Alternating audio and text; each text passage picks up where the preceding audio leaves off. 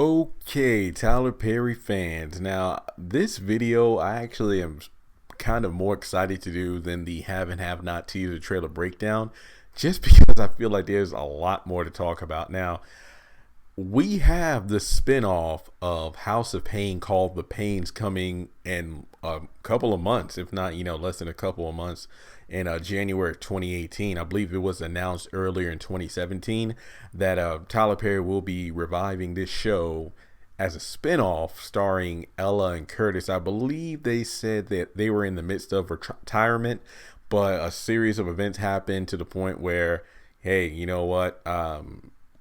I think their house or something like that was, I forgot the synopsis, but overall they're trying to retire, but nothing can go right for Curtis Payne. So we have the show back on track. Now, the trailer itself was, it started out kind of epic, like after 5 years, what was it?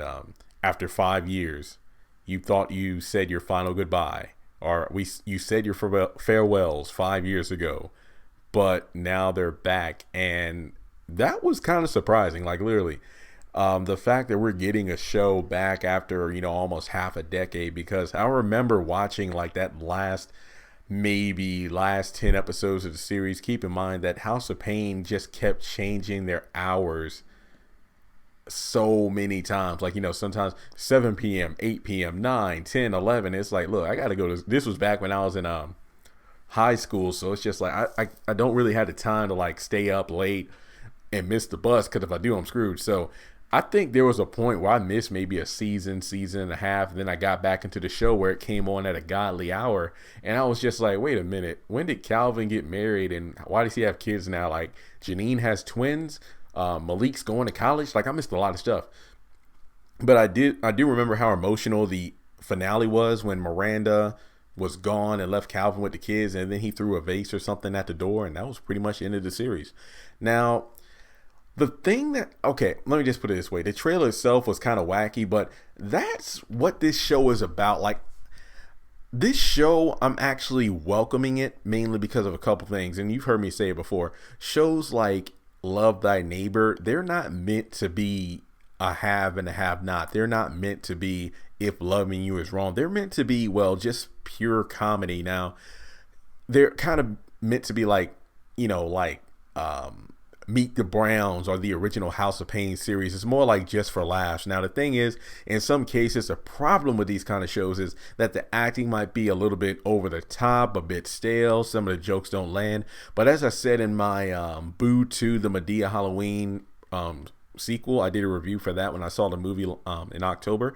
And I went to the theater, and I was a bit surprised that, well, aside from me and maybe less than a dozen other, African Americans, it was, well, mainly white people, Caucasians. And I was just a bit taken aback by that. But I didn't really believe it when people told me that most of Tyler Perry's audience was, well, Caucasian or just a white America, if you will. And, I didn't really think too much of it because, as I said before, when I look at the DVDs of his plays, whenever they do like, interviews with the audience, like, hey, that was a great play and Tyler did it again, it's really mainly only black people. So to kind of experience that firsthand, I was shocked. And if you remember my review, I wasn't trying to be overly critical because that movie wasn't meant to be making you think kind of movie. It was more for comedy. For me personally, when I was watching the movie, I'd say maybe 2 out of 10 jokes I legitimately laughed at, because some of them is just like, okay, well, Tyler Perry said, a marijuana joke for like the 20th time, or Madea is being picked on by Joe about testicles or something because it's a man in a dress. And there were just some black stereotype jokes that I didn't find that funny. Not that I was being too critical. It's just like, okay, I've heard this already. Come say something we haven't heard before. And then most of, the rest of the, audience, the white people, did laugh at pretty much everything.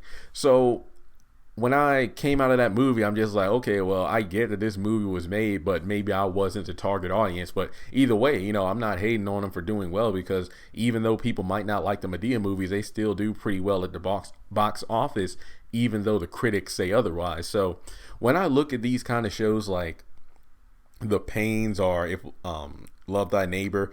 Even though I'm not the biggest fans of them, I do find them a breath of fresh air because, again, the fact that I rack my brain on the haves and the have-nots, it's good to have a show I could just lean back on and just watch for fun. And correct me if I'm wrong, the haves and the have-nots comes on Tuesday, and if Love Thy Neighbor typically came on Wednesdays, right? So one night, me and my mom, we're just like, our brains are fried just trying to connect the dots for the haves and the have-nots, and then on Wednesday we can just sit back and laugh at Hattie. Like, there's no big mysteries, most of the stuff is already out in the open, but it's just something we can just laugh at. Now when it comes to the Paynes, the trailer, said Curtis, Ella, and then Joanne, and it's just like, what, who's she? But the fact that Jackie from 227 and Sister is on here, I'm going to give it a shot. Like, the fact that she showed up on the screen, I'm actually kind of happy because I grew up watching her on TV, so I know that her humor is pretty funny. And even though I didn't watch this show more than like 4 episodes, I did give Girl Meets World a try back when it first came on Disney. And Jackie was in the first episode, and I was just like, okay, this is cool. But then after that, I fell out of the show. The only times I watched that show was when they brought old characters back, like Sean and Jack, and of course Mr. Feeney. And if I'm not mistaken, I don't think that show's on anymore. But like I said, I only really watched it just to see if it was a good reboot, and honestly, it wasn't that good. I just watched the episodes where the Boy Meets World characters came back, but hey, that's just me. So let me just get down to the nitty gritty. When it comes down to this show, or this trailer, I should say, the biggest thing that people have been talking about, and again, more people, and again, this is just based off my searching through social media, Twitter and whatnot, I've seen more people talk about the Paynes trailer than the haves and the have-nots, because both trailers are like 15 seconds, really showing us not too much of anything except for, hey, the haves and the have-nots is coming back. The Paynes is coming in January 2018. And all I can say is that a lot of people haven't been too happy with the Paynes because they actually released this photo displaying, it looks to be the main cast. And aside from Curtis and Ella, we don't see Janine, Jasmine, Miranda, Calvin, Malik, or, any of the fire, the list goes on. We really don't, aside from Curtis and Ella, it looks to be like an entirely different cast. So a lot of people are like, what the heck? They better explain this. Who are these people? Where's Calvin at? Now, this is just me being open-minded about this because, again, it's a spin-off series. But a lot of people are afraid that because it's a spinoff, a lot of people were lost in the rotation. Like, when things were spinning around, they kind of fell off. But if I'm not mistaken, China Anne McClain, the actress who portrays Jasmine, she has been doing a lot since she left House of Payne. I believe she was on, basically her and Malik went to Disney. Like, I believe the actor that plays Malik, he played on Sweet Life on Deck, I believe, like the second season of that. And then he, and I believe his name is Adam, redhead guy. It was a show on Disney. I forgot what it was called. I think it had to do with games or something like that. But they were on an island. But either way, I remember seeing him on that show. And then China Anne McClain, she was on Ant Farm. She starred in that. How to Build a Better Boyfriend. I think that was a Disney Channel original movie. And more recently, I watched Descendants 2, and she did a really great job portraying the daughter of Ursula. And if I'm not mistaken, she actually has a main role in the CW superhero show Black Lightning coming out in 2018. So when I saw that she was in Black Lightning, among other things, I was like, okay, wow, she's really pushing herself, playing on the Paynes as well. Now, given the fact that she's not in this picture along with a lot of the old cast members, this is just me thinking out loud. Okay, for anybody out there who watched or at least attempted to watch Fuller House, the reboot of Full House, well, if you want to call it a reboot, spin-off series, whatever you want to call it, on Netflix. And I'm not going to lie, I know this show, if I'm not mistaken, has already put out their 3rd season, or they're about to. I never finished the first one. I feel bad for saying it, but the episodes I watched were good. But it's like, even Full House, it was one of those shows, like, I watched it a lot back in the day because that's really all that was on back in the day. I'm talking Full House, Roseanne, Married with Children. I grew up in, I was born in 91, so I know all these shows. So if you're telling me there's a reboot, I'll give it a shot, but then I'll probably fall out of it just because, well, if I'm not really watching Full House, in like 2012, I'm not really going to watch Fuller House in 2016, 2017. That's just me. There are people I know who have watched like every episode, is like, oh my god, it's great seeing Kimmy and them. But let me just put it this way: from the episodes I did watch, it's like, it's focused on DJ, Kimmy, and Stephanie. They're the main characters. Of course, they have their own kids and, love interest and whatnot. And then occasionally we'll get cameos from Uncle Jesse, Uncle Joey, Danny, Aunt Becky. And, the list goes on. We get reappearances from old characters. I'm thinking this is what's going to happen with the Paynes, where Curtis and Ella are going to be the main focus, but instead of everybody living in their house, we're going to be, seeing them interacting with new family and friends, and maybe occasionally we'll have, CJ and Janine coming to visit with the twins. We'll get to see Malik probably taking a break from college. Like if he's on a holiday, he'll swing by. But based off the photos, again, I could be wrong because I haven't seen that much information about the full cast yet. I'm guessing that the picture we have here is the picture of the main cast for the series, and some of the other characters will come in from, cameo appearances, maybe even like holiday episodes and whatnot. So again, those are just my 2 cents on it. I'm not going to say I dislike the show because, number one, it hasn't even come out.